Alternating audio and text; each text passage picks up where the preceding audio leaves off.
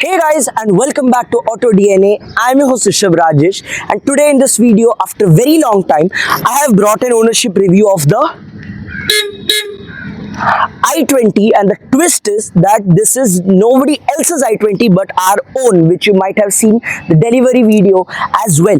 So let's find out everything about this car. It has been 3 months and the variant of the car is ASTA optional IVT Titan Grey. So what are we waiting for? Let's start.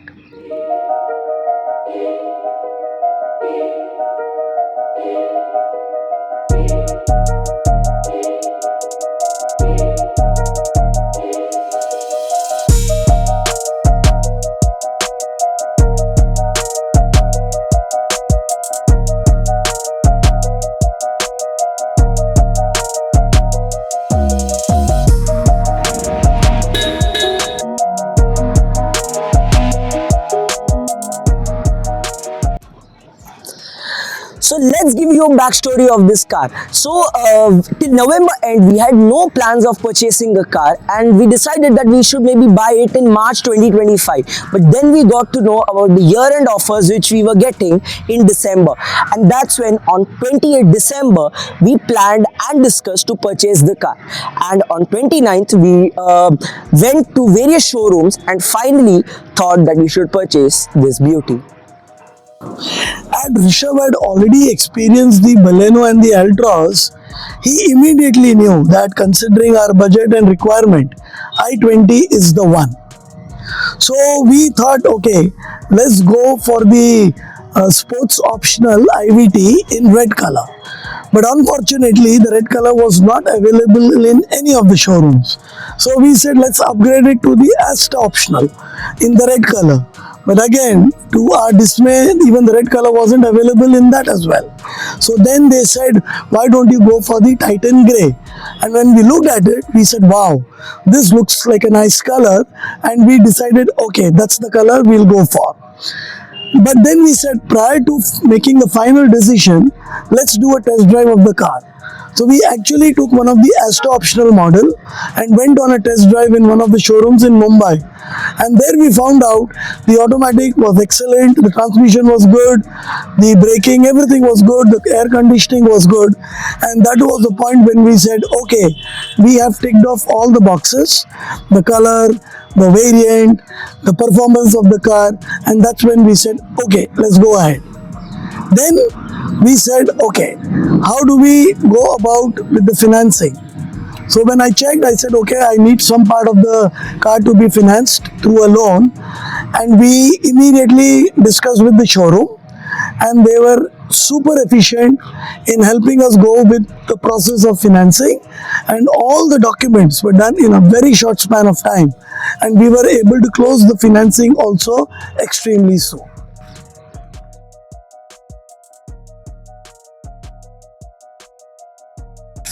So on 8th of Jan 2025, we got the delivery of this beauty. Now let's talk a bit about the pricing. So the ex-showroom price in Mumbai of the i20 is about 11.05, and when we talk about the on-road price, it comes to about 13.24. Now after a lot of discussion and negotiation, we got a discount of about 1.5 to 1.55 lakhs.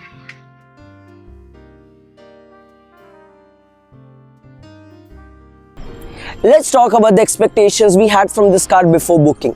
First was we wanted a good screen and calling quality. That is because all the previous cars we owned didn't have a proper screen, nor a good calling quality, nor a proper speaker system.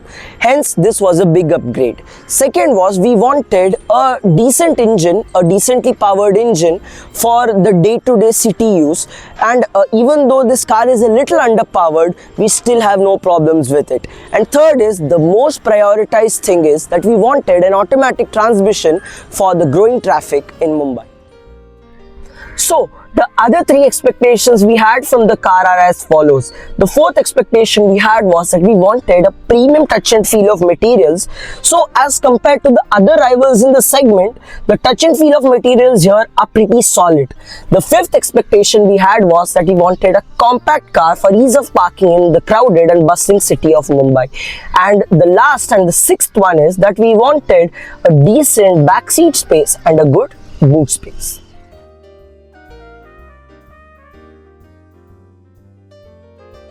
PDI plays an essential role when we are purchasing a car. Now, even though we had trust on the dealership, we still wanted to see if everything is well in place. So that's why we called a third-party PDI service to do the PDI. And when you are purchasing a car, it is best that you pay money for the PDI and do a complete checkup of your car for registering and taking delivery of your car.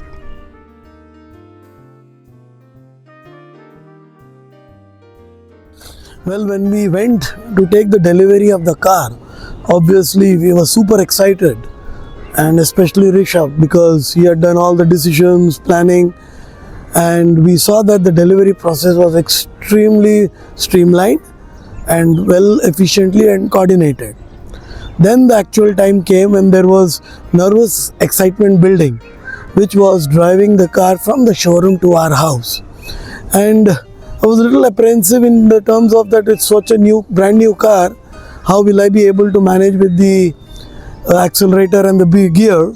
But I realized that it was actually very smooth, and it took me probably just 2-3 minutes to adapt to it. And I think it was extremely comfortable, fulfilling, and a happy ride back home. Then came the part we had kept it a surprise from our near family members, and when we showed it to them, they were pleasantly surprised as well as happy. So overall, a great, grand, happy experience for one and all in the family.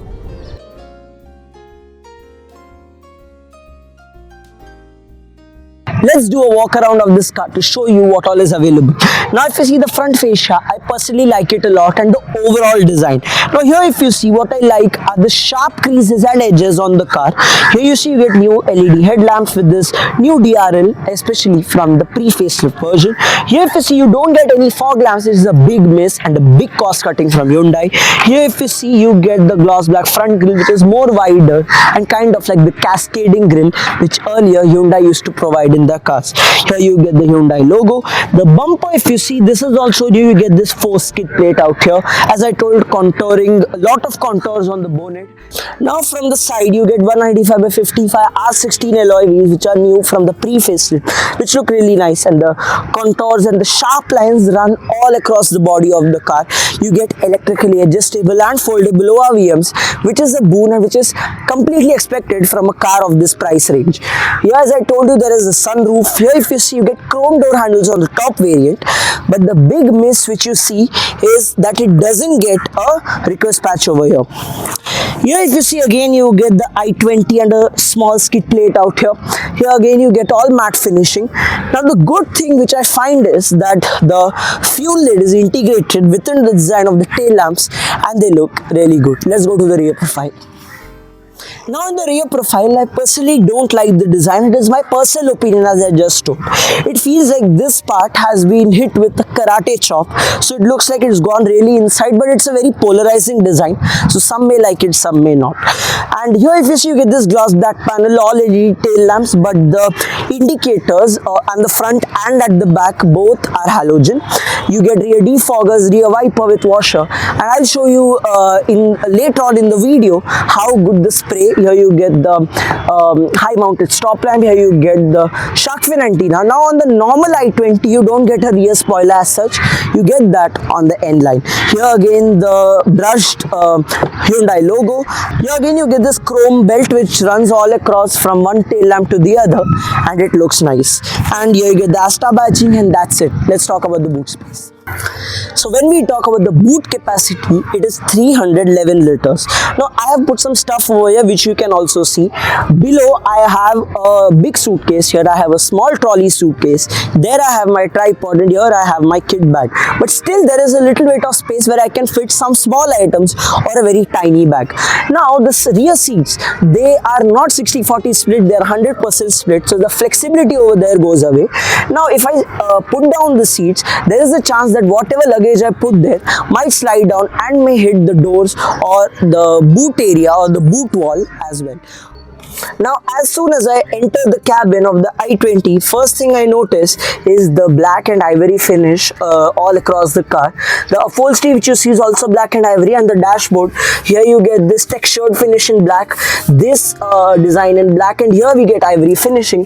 Now I personally like this shade because this looks even more rich and premium. The pre-facelift had a black interior. Apart from that, if you see, because of this ivory finishing, the headliner in white or ivory, the space feeling which you get, even though the space is the same like the pre-facelift, overall you get a feeling that it is much more roomier. Here if you see the steering wheel, the older i20 had a complete round steering wheel, which there were complaints from owners and drivers that it was hitting their leg. But now in the facelift, here you have got flat bottom steering wheel, you get the Hyundai logo out here, you get an all digital instrument cluster. Here we get a 10.25-inch touchscreen infotainment system with Android Auto, Apple CarPlay and BlueLink. But one thing which I found negative in this is that this doesn't get wireless Android Auto and Apple CarPlay, which the sports optional or the Asta variant, the small screen which you get, gets wireless Android Auto, Apple CarPlay. Here if you see the sunroof, it is not very big, it is not very small, it is just in between, and you get the sunshade, and it is a one-touch operating sunroof. Now another thing which I found a problem in the car is that even when you take the top variant of the car, you don't get all leather seats. Here you get part leather, part fabric. Now because the white part is fabric, there are chances that it may get dirty very easily, so we had to install a proper bucket fit, airbag friendly seat covers on there. Now there are few more things which I found good in the interior. Now if you see the overall buttons, the finishing of them, the quality is pretty solid. You feel a premiumness when you use them. The other thing is that you get ambient lighting in this. So in the normal i20 we get blue ambient lighting on the footwell, in this wireless charging pad area, and also on the door handles, and also on the bottle holder spaces. Apart from that, if you talk about the cabin reading lamps, although they are halogen, they are pretty bright when you use them at night. I'll put a shot of it at night when you can see how much light is there. So you get two lights over here and one light at the back even when there is a sunroof. Here you get a sunglass holder. Now another thing, if you see that the driver sun visor gets a ticket holder, not a mirror. Here you get a mirror but no light, so that is one thing.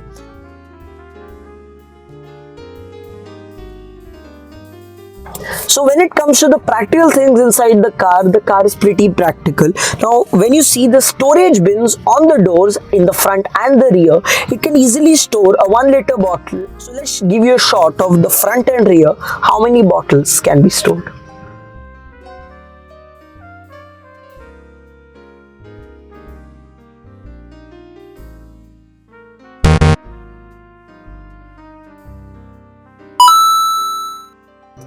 The other practical things inside the car is that the horn is pretty loud and good. Let's give you a demo.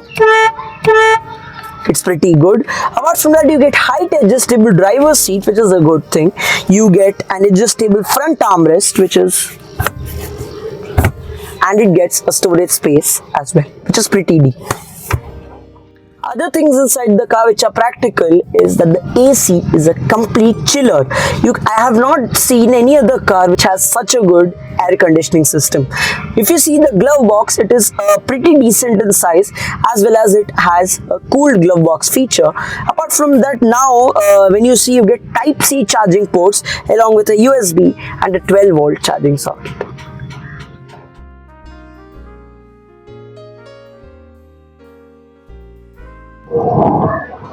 Let's check if entering and exiting the car is as easy as it seems. So one flaw which I found is that the doors don't open very wide. So sometimes it may be a problem that if you are getting out of the car, or if you are a more healthier person, for them it might be a little difficult. But let's sit inside the car and see. So one thing which I found is that I have not adjusted the height or anything. It's just as the way it came from the factory. I feel that for my height, which is 5'8", I feel that when I'm entering the car, my knees or my thighs touch the steering wheel. So that is one thing. And exiting the car is also a little difficult because it is seating a little low. Let's see if in the rear profile also is it easy or is it not.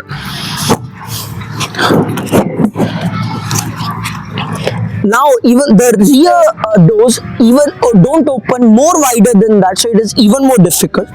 But when I sit, it takes a little bit of effort and it's pretty low compared to the front seats as well. So again there is a problem. Now getting out, especially for people with hefty legs or senior citizens, it is a little difficult to get out because if you lean on the backrest of the car, then you get out and coming is a little difficult. Now when we talk about the rear seats in this car, it is pretty comfortable. The leg room is quite a lot, knee room is good, under thigh support can be much better, headroom is okay for my size, and if you see the amenities at the back, you get rear AC vents and a USB charging port. Here you get the window controls, here you get the speakers, here you get the silver finishing, handrest is good, here you get this brushed silver door handles, here you get a handle to hold on to. Now one thing is that the width of the car is a lot, so 3 people can easily sit here and you get almost a flat foot, little bit of a hump over here, but it will not cause any discomfort to the center passenger. But the biggest miss which I found is that you don't get a rear armrest in this. It has been cost cutted in the new one. That is one thing which I found. Here you get 3-point seat belts for all 3 passengers, which is again a great safety feature.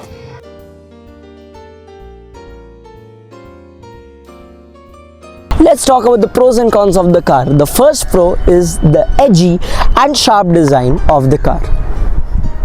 The second pro of the car is the fluid touchscreen, the 10.25-inch touchscreen, which is very slick to use. It has a lot of features and the Blue Link connectivity, which I'll show you in some time. You get top-notch fit and finish inside the car. Lot of hard plastics but feel good. Here if you see this part, this feels nice. If you see the buttons, as I told you, they're premium to hold and use. The hazard light button, the AC vent controls, all are pretty good. The fit and finish of the leather-wrapped steering wheel is good.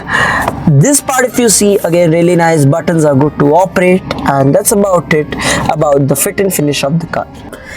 So this car gets a good feature, which is tilt and telescopic steering wheel, which is a great feature to have for different drivers of different sizes. Now the thing which I mentioned while doing the walk around of the car in the interior, I told you that the pre-facelift got a full round steering wheel, but this gets a D-cut flat bottom steering wheel, which means that your leg might not touch as much as it used to do before in the pre-facelift version, which is a great pro to have. One more pro which I found in the instrument cluster of the car is that you get the turn-by-turn navigation along with the Bluetooth music which you play on the screen. The name of it also comes on the instrument cluster, the middle MID, which can give you immediate vision of what you are playing while driving so that you don't get distracted by watching the screen. Let's talk about some of the cons which I find inside this car. Now one con which I've seen is that the drive mode selected, all the buttons are placed at such a weird place that this part of the steering wheel hides those switches, and while you're driving it may prove distracting. Another con inside the car is that the rear seating is quite low, as I mentioned in the walk around, which means that ingress egress is a bit of a problem, and under thigh support is also a small issue.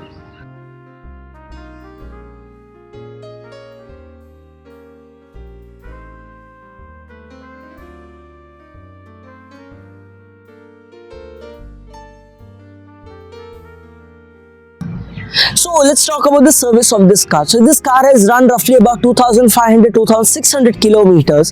The first service, which was the free service, was due at 1200 kilometers, which we did in March. And that's when just before that we noticed a small issue, which was that the meter gauge was showing, the petrol gauge was showing a wrong figure, which is, even though we filled the petrol completely, it didn't show it properly, and the range was also incorrect.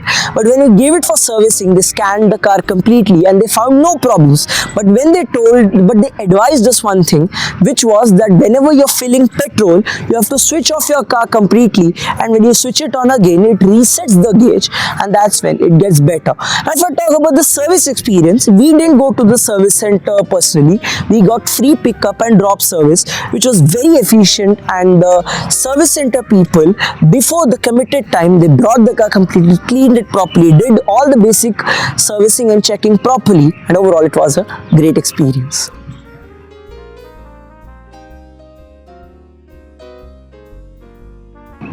Okay, so some people have this complaint, especially the i20 owners, that the average is very less on this car, especially the 1.2 liter NA engine. Now, to be very frank, according to our driving, which is pretty sedate with not too much of acceleration, just a normal comfortable drive, we get an fuel average of about 9 to 12 kilometers, which is mostly in the highway, and in cities we get about 8-9 kilometers per liter. Now, that's not really bad on this car, but I feel that we have to understand the mileage more and understand how this works better, so we can churn out a better fuel efficiency from the car.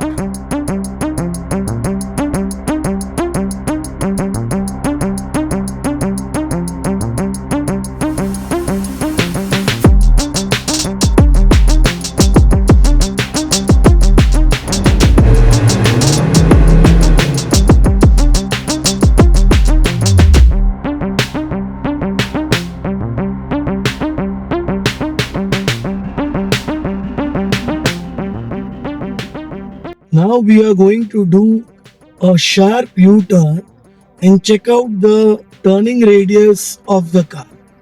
We'll be doing it now. Just have a look and we'll see how much the steering we need to rotate.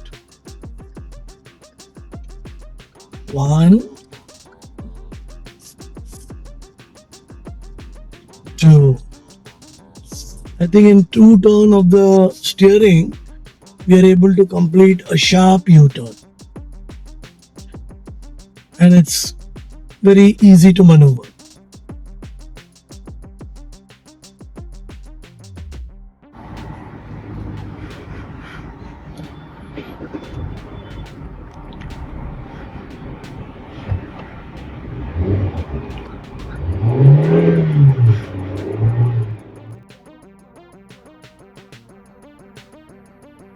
Let's show you the parking demo for the car and see how compact is it really, and will it fit in the parking spot in our society.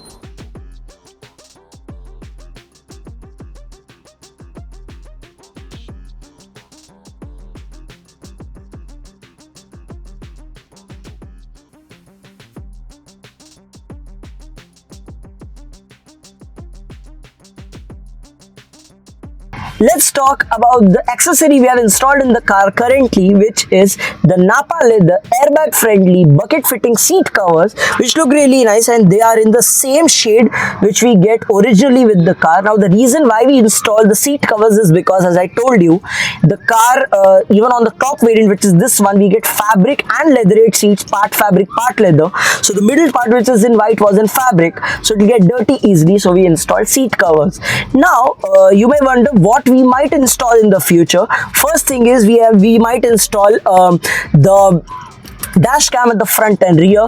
We will install the tinting films on this. We'll install PPF, and we'll do the damping of the doors, because I didn't mention one thing which I'll do now. That one con which I found is that the doors are pretty light and the build quality can be much better.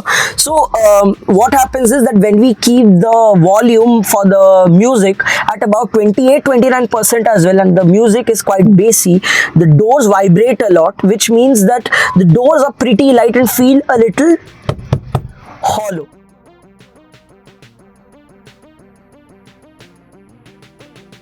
Okay, so now we'll show you the blue link features in this car. Mostly the remote engine, which is there. The remote engine starts, stop, lock and unlock and all of that. So this is the home page of the blue link app. There you can see our car is there. You have the connected thing over here. Here you get the range. Now if you see, this is the home page as I told you. Now we'll look at all the remote settings.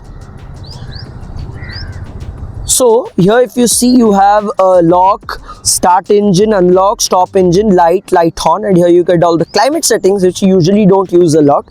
So let's now unlock the car once. And then we click OK. And there you see the car unlocks. Now let's start the engine.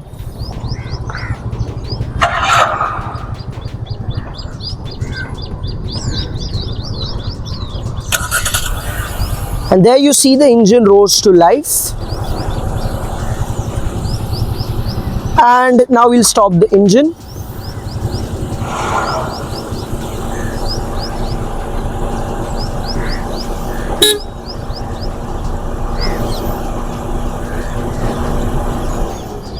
And there the engine stops. And now finally, we lock the car. And that's it. These are some of the remote features. There are more features in this, but this is what we usually use. And that's about it about the blue link features. So that was it for the ownership review, the 3-month ownership review of our car. We'll come with more content on this car, so stay tuned for that. If you like this video, do give this video a like. Also subscribe to our channel. And after subscribing, please press the bell icon so that you never miss another update from Auto DNA. Jai Hind, Jai Bharat, Vande Mataram.